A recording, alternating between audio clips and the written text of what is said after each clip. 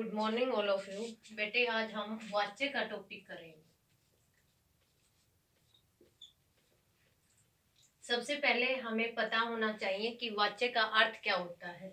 तो वाच्य का अर्थ होता है बेटे बोलने का विषय। बोलने का विषय, बोलने का विषय या तो कर्ता होगा भाई, या फिर कर्म होगा, या फिर भाव होगा। इन तीनों का ज्ञान होना हमें जरूरी है। तो इसकी परिभाषा होगी,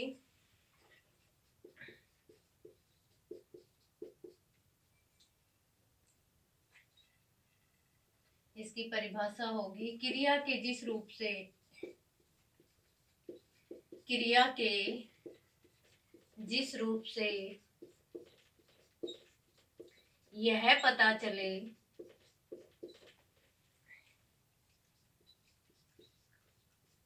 कि उसका विषय, किसका बेटे, क्रिया का, उसका विषय कर्ता है, कर्म है या भाव है, वाच्य कहलाता है।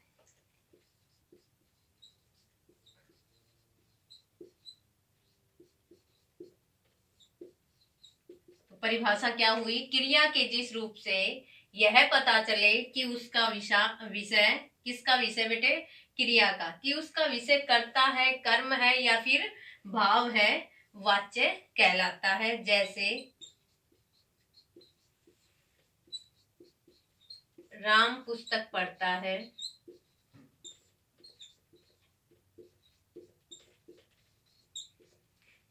यहाँ पर राम करता है, कर्ता का प्रभाव क्रिया पर पड़ रहा है, यानी कि क्रिया कर्ता के अनुसार चल रही है, इसलिए यह कर्तृवाच्य है। कौन सा वाच्य है, कर्तृवाच्य है, यानी कि इसमें कर्ता की प्रधानता है।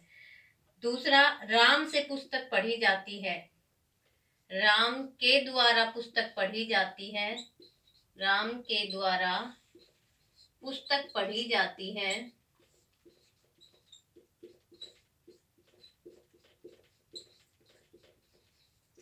यहाँ देखो, राम तो करता है पुल्लिंग, लेकिन क्रिया किस में चल रही है, स्त्रीलिंग में। इसका मतलब है कि कर्ता के अनुसार तो क्रिया प्रयोग नहीं हो रही, किसके अनुसार प्रयोग हो रही है, कौन है स्त्रीलिंग, पुस्तक, यहाँ स्त्रीलिंग है तो पुस्तक के अनुसार, और पुस्तक क्या है, कर्म है, तो कर्म के अनुसार यहाँ पर क्रिया प्रयोग की जा रही है, इसलिए ये कर्मवाच्य है, इसमें कर्म की प्रधानता है। तीसरा है, राम से हंसा जाता है, राम से हंसा जाता है, यहाँ क्रिया भाव के अनुसार प्रयोग हो रही है, क्योंकि अकर्मक क्रिया है, से प्रयोग हुआ है, साथ में अकर्मक क्रिया है, हंसना, रोना, सोना, पीसना, ये सब क्या है, अकर्मक क्रियाएं हैं। दौड़ना, अकर्मक क्रिया जहां होगी और से या के द्वारा चिन्ह होगा तो वहां पर भाववाच्य होगा।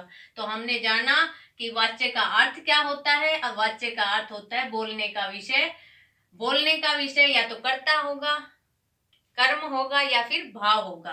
परिभाषा इसकी होगी, क्रिया के जिस रूप से यह पता चले कि उसका विषय, किसका, क्रिया का, उसका विषय या तो कर्ता है या फिर कर्म है या फिर भाव है, वाच्य कहलाता है। क्रिया जिसके अनुसार प्रयोग होगी वो उसी वाच्य का होगा। कर्ता के अनुसार क्रिया है तो कर्तृवाच्य, कर्म के अनुसार क्रिया का प्रयोग हो रहा है तो बेटे कर्मवाच्य है, और अगर भाव के अनुसार क्रिया का प्रयोग हो रहा है वाक्य में तो भाववाच्य। अब पहचानेंगे कैसे,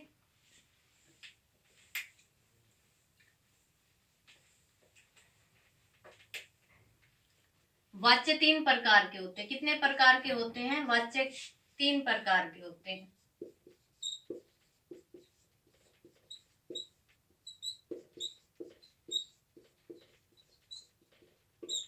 पहला है बेटे कर्तृवाच्य, दूसरा है कर्मवाच्य, और तीसरा है बेटे भाववाच्य। ये तीन वाच्य हैं। सबसे पहले कर्तृवाच्य समझेंगे।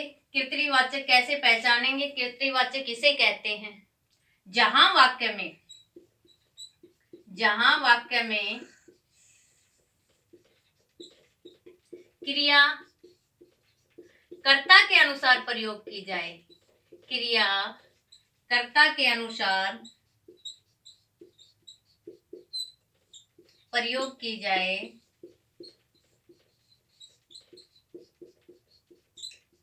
वहां कर्तृवाच्य होता है या उसे कर्तृवाच्य कहते हैं।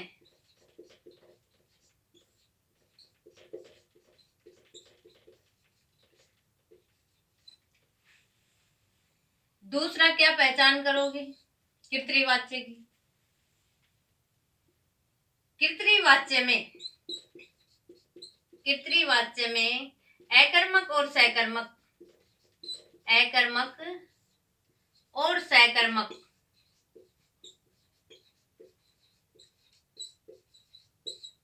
दोनों क्रियाओं का प्रयोग होता है। अकर्मक और सकर्मक दोनों क्रियाओं का प्रयोग होता है।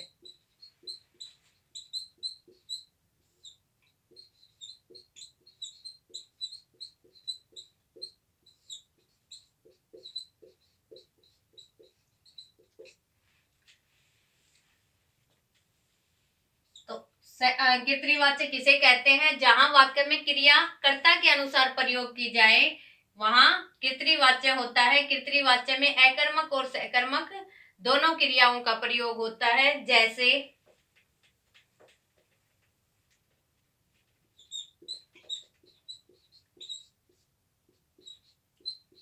राम हंसता है,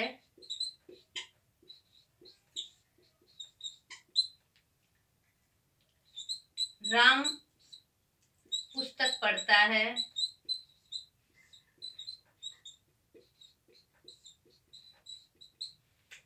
दोनों कर्तृवाच्य के ही वाक्य हैं, लेकिन एक में अकर्मक क्रिया का प्रयोग किया गया है और दूसरे में सकर्मक क्रिया का। अब प्रॉब्लम कहाँ आती है तुम्हें कि मैडम हमें तो अकर्मक और सकर्मक क्रिया कैसे पहचाने, वाक्य में ये वाक्य अकर्मक क्रिया का है या सकर्मक क्रिया का? तो सबसे आसान तरीका है बेटे, क्या और किसको क्वेश्चन करो। क्रिया को क्रिया से करना। क्रिया जो भी है, जैसे हंसता है क्रिया है, तो हमें क्या और किसको क्वेश्चन करना है। क्या हंसता है, नहीं आया आंसर। किसको हंसता है, इसका भी आंसर नहीं आया। लेकिन कौन हंसता है उसका आया है। हमें तो सिर्फ क्या और किसको क्वेश्चन करना है। और दूसरा, अगर क्या का आंसर, क्योंकि क्या का आंसर निर्जीव आना चाहिए, सजीव तो आएगा नहीं। अगर सजीव आता है तो वो रॉन्ग है। क्या और किसको क्वेश्चन करेंगे आप? अगर उत्तर आता है, दोनों में से किसी एक का भी उत्तर आता है तो वो अकर्मक क्रिया है ना सकर्मक क्रिया है, और अगर उत्तर नहीं आता है तो अकर्मक क्रिया है। तो ऐसे हम पहचानेंगे अकर्मक क्रिया कहाँ होगी। जहां क्या और किसको का आंसर नहीं आएगा तो वो अकर्मक क्रिया है। उत्तर आता है, जैसे क्या पढ़ता है, पुस्तक पढ़ता है, भाई उत्तर आ गया, सकर्मक क्रिया है। ठीक है, तो यहां तक आपको समझ आ गई होगी। दूसरा, पहचान कैसे करोगे कर्तृवाच्य की? तो सबसे पहले हमें कर्तृवाच्य में कर्ता के बाद, कर्ता देखना हमें, तो सबसे पहले कर्ता ढूंढेंगे। अगर कर्ता के बाद ने चिन्ह है या फिर कोई भी चिन्ह नहीं है, ने चिन्ह या फिर कोई भी चिन्ह नहीं है, तो वहां पर कर्तृवाच्य होगा। ठीक है, तो हमने क्या समझा कर्तृवाच्य में? कर्तृवाच्य में हमने समझा कि जहां वाक्य में क्रिया कर्ता के अनुसार प्रयोग की जाए वहां कर्तृवाच्य होता है। दूसरा, कर्तृवाच्य में अकर्मक और सकर्मक दोनों प्रकार की क्रियाओं के वाक्य मिलेंगे। तीसरा, कर्तृवाच्य में कर्ता के बाद या तो ने चिन्ह मिलेगा या फिर कोई भी चिन्ह नहीं मिलेगा। इसकी पहचान के लिए ये तीन चीजें काफी है। ठीक है, आगे देखो। दूसरा है कर्मवाच्य। कर्मवाच्य किसे कहते हैं? जहां वाक्य में क्रिया कर्म के अनुसार प्रयोग की जाए। जहां वाक्य में क्रिया कर्म के अनुसार प्रयोग की जाए, कर्मवाच्य। जहां क्रिया वाक्य में कर्म के अनुसार प्रयोग की जाए,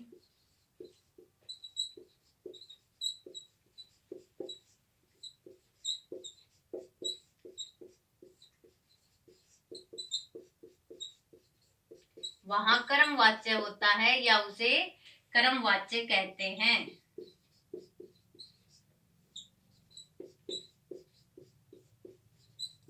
दूसरा पॉइंट क्या नोट करोगे कर्मवाच्य का? कर्मवाच्य में केवल सकर्मक क्रिया का प्रयोग होता है। कर्मवाच्य में केवल सकर्मक क्रिया का प्रयोग होता है। कर्मवाच्य में केवल सकर्मक क्रिया का प्रयोग होता है।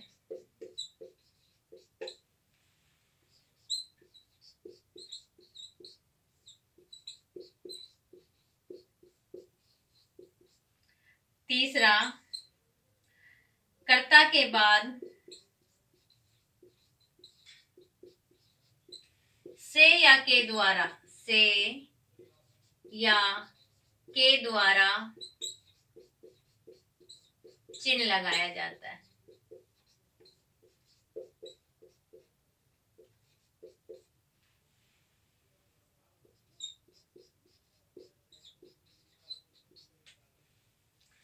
कर्ता के बाद से चिन्ह मिलेगा या के द्वारा चिन्ह मिलेगा। क्रिया कैसी मिलेगी? केवल सकर्मक क्रिया मिलेगी। क्रिया किसके अनुसार प्रयोग की जाएगी? कर्म के अनुसार प्रयोग की जाएगी। जैसे मोहन के द्वारा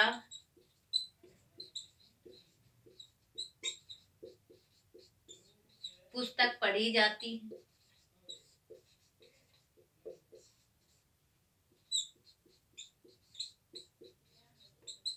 यहाँ पुस्तक जो स्त्रीलिंग है, इसके अनुसार क्रिया प्रयोग की जा रही है और पुस्तक क्या है? कर्म है, इसलिए यहाँ कर्मवाच्य है। तो हमने जाना कि जहां क्रिया वाक्य में कर्म के अनुसार प्रयोग की जाए वहां कर्मवाच्य होता है। दूसरा, कर्मवाच्य में केवल सकर्मक क्रिया का प्रयोग होता है। तीसरा, कर्ता के बाद से या के द्वारा चिन्ह लगाया जाता है, यानी कि कर्ता कारक को करण कारक में चेंज किया जाता है। क्योंकि कर्ता कारक का चिन्ह होता है ने, वहां ने चिन्ह हो या कोई चिन्ह नहीं हो तो कर्तृवाच्य। जहां ने को हटाकर से या के द्वारा लगाया जाए तो वो कर्मवाच्य या फिर भाववाच्य होता है। लेकिन कर्मवाच्य कब होता है? जब से या के द्वारा चिन्ह भी हो और साथ में सकर्मक क्रिया हो, वहां पर कर्मवाच्य होता है। तो बेटे ये समझ में आ गया होगा आपके। अगला है भाववाच्य।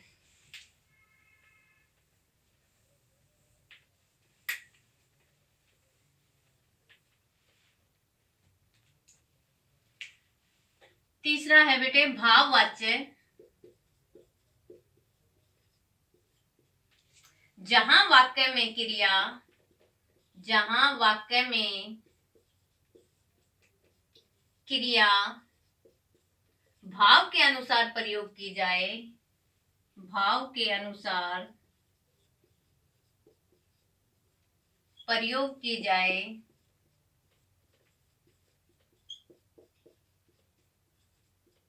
वहां भाववाच्य होता है या उसे हम भाववाच्य कहते हैं।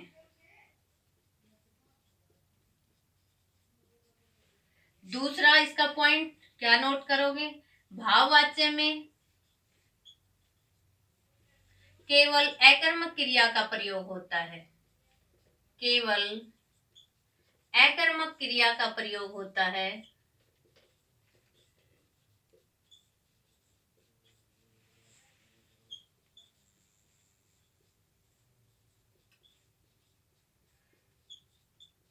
तीसरा क्या नोट करोगे? क्रिया हमेशा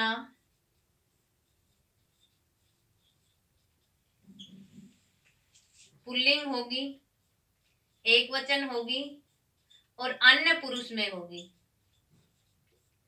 हिंदी में अन्य पुरुष कहते हैं इसको और संस्कृत में इसको प्रथम पुरुष कहते हैं।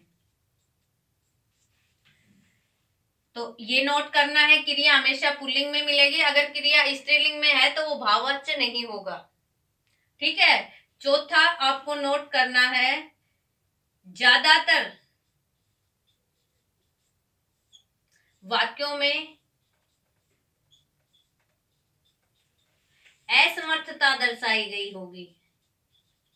असमर्थता दर्शाई गई होगी।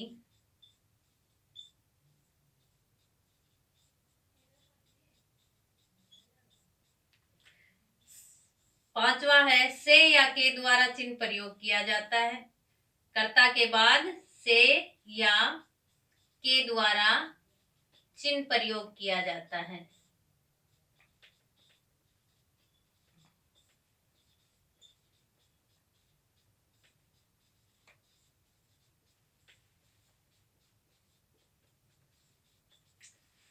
तो हमने कितने पॉइंट नोट करे भाववाच्य के। सबसे पहले हम भाववाच्य जानेंगे कि उसकी परिभाषा का क्या है।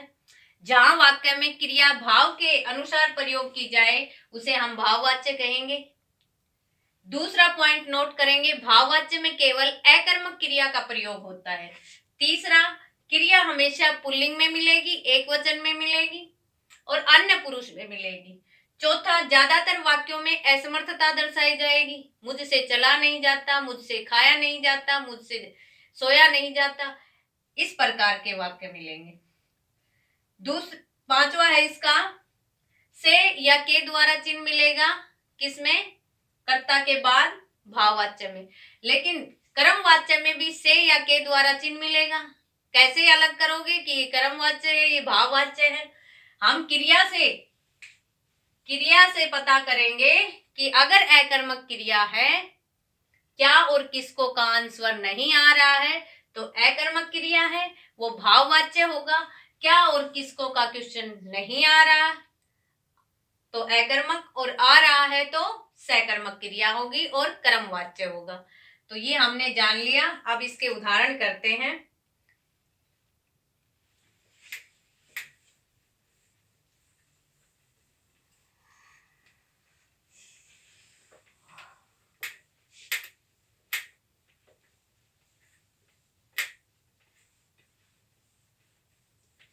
आओ मेहनत करें।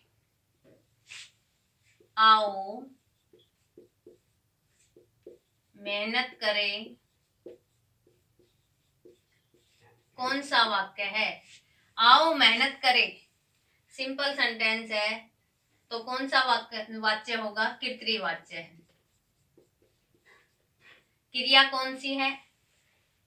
अकर्मक है। तो हम आओ मेहनत की जाए, आओ मेहनत की जाए,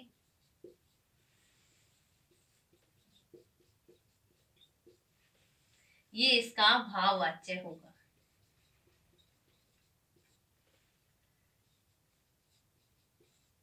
सुरेश को भोजन दिया। यहां आप बताइए कि कौन सा वाच्य होगा। सबसे पहले हम कर्ता देखेंगे। कर्ता, क्या सुरेश कर्ता है? नहीं, ये सुरेश कर्ता नहीं है। इस सेंटेंस में कर्ता है ही नहीं, क्योंकि सुरेश को तो कोई और भोजन दे रहा है। तो हम कर्ता स्वयं लगाएंगे, इसमें स्वयं कर्ता लगाएंगे। मोहन ने सुरेश को भोजन दिया। मोहन ने सुरेश को भोजन दिया। ये सेंटेंस, ये वाक्य सही लग रहा है। लेकिन अगर हम से या के द्वारा लगाएं, मोहन से सुरेश को भोजन दिया, ये वाक्य सही नहीं लग रहा। तो हम कर्ता लगा लिया। हमने कर्ता लगाया, मोहन ने सुरेश को भोजन दिया। अब ने चिन्ह आ गया। अब हमने पहचान लिया कि कौन सा वाच्य होगा। भाई वाच्य कौन सा है? कर्तृवाच्य है, ने चिन्ह है। तो अब इसको किस में चेंज करेंगे, ये कैसे पहचानेंगे? अब क्या दिया गया, क्या और किसको क्वेश्चन करेंगे? भाई क्रिया का पता होना चाहिए पहले हमें कि क्रिया अकर्मक है या फिर सकर्मक है। तो किसको भोजन दिया या क्या भोजन, तो क्या दिया?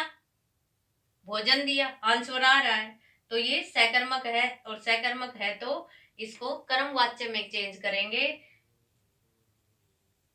मोहन के द्वारा सुरेश को भोजन दिया गया, गया वर्ड हम और जोड़ देंगे और ये कर्मवाच्य हो जाएगा। और फिर बाद में हम इसको हटा देंगे कर्ता को, क्योंकि हमने तो कर्ता अपने मन से लगाया था पहचानने के लिए, तो बाद में इसको हटा देना है। हम सिर्फ ये लिखेंगे सुरेश को भोजन दिया गया, सिर्फ इतना। ठीक है। गरीबों में मिठाइयां बांट दी।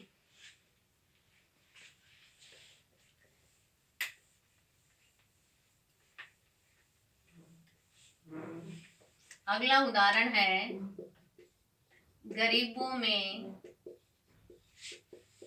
मिठाइयां बांट दी।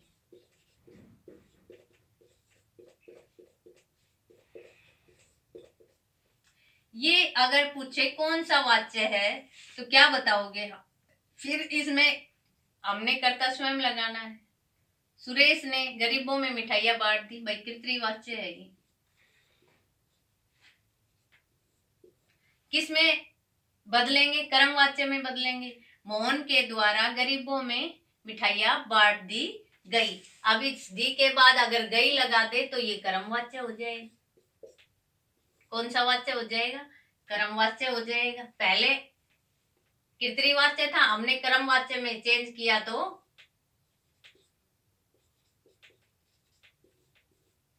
गई वर्ड हमने जोड़ दिया। तो इस प्रकार से हमने जाना कि वाच्य क्या होते हैं, बोलने का विषय होता है। वाच्य किसे कहते हैं? क्रिया के जिस रूप से यह पता चले कि उसका विषय किसका, क्रिया का, कर्ता है, कर्म है या फिर भाव है, वाच्य कहलाता है। वाच्य कितने प्रकार के होते हैं? वाच्य 3 प्रकार के होते हैं। कर्तृवाच्य, कर्मवाच्य, भाववाच्य। कर्तृवाच्य किसे कहते हैं?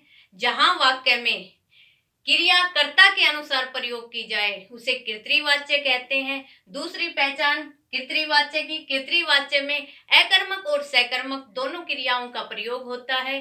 तीसरी पहचान कर्तृवाच्य की, कर्तृवाच्य में कर्ता के बाद या तो ने चिन्ह मिलेगा या फिर कोई चिन्ह नहीं मिलेगा। इस प्रकार से हम कर्तृवाच्य को पहचानेंगे।